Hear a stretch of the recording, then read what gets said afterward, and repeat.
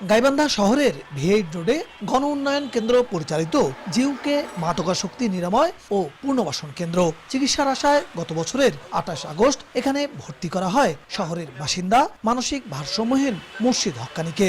সেই চিকিৎসা কেন্দ্রেই তার উপর নির্মম নির্যাতনের অভিযোগ উঠল। গাইবান্ধা জেনারেল হাসপাতালের একটি বেডে কাতরাচ্ছেন নির্যাতনের শিকার মুর্শিদ হক্কানী। তার অভিযোগ পালানোর চেষ্টা করেছেন, এমন অজুহাতে তাকে নির্যাতন করা হয়। নির্যাতনের কথা পরিবারকে না বলতে দেখানো হয় ভয়ভীতিও। 2 হাত বান্ধিছে, 2 পা বান্ধিছে, মুখ বান্ধিছে, বান্ধিয়ে উল্টে পাকে লটকাইছে, লটকায়া পেয়ারার ডাল দিয়ে এসকেএস পাইপ দিয়ে আমাকে পিটাইছে ঠিকভাবে। পরিবারের দাবি দীর্ঘদিন তাদের রোগীর সঙ্গে দেখা সাক্ষাৎ বন্ধ রাখা হয়েছিল।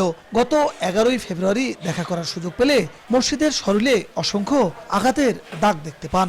নাকের উপর 2 হাত, পিঠ, উরু, হাঁটু সহ বিভিন্ন স্থানে ছিল স্পষ্ট আঘাতের চিহ্ন।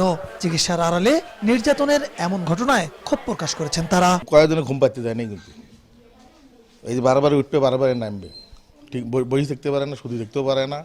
মানে এই অবস্থার মধ্যে দিনটা যাওয়া লাগছে। খালি মনে করেন জোরেও খালি এখানে রাখতেছি। যারা মারছে তারা কোনোদিনও ভালো হবে না। এই না যেভাবে মারছে এইভাবে মানুষক মারা যায় না।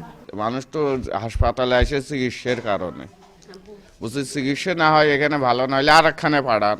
তবে অভিযোগ অস্বীকার করে কেন্দ্রের দায়িত্বে থাকা কাউন্সিলরের দাবি, ভর্তি থাকা অন্য রোগীদের সঙ্গে মারামারির ঘটনায় এমনটা হয়েছে। ও যখন একটা পেশেন্টকে গলা চিপে ধরছে, যখন দীর্ঘদিন বারবার এই জিনিসটা হচ্ছে, তখন পেশেন্টরাই সবাই উত্তেজিত হয়ে, সবাই তো ড্রাগ অ্যাডিক্ট, সবাই তো মানসিকভাবে ভারসাম্যহীন, তাই না?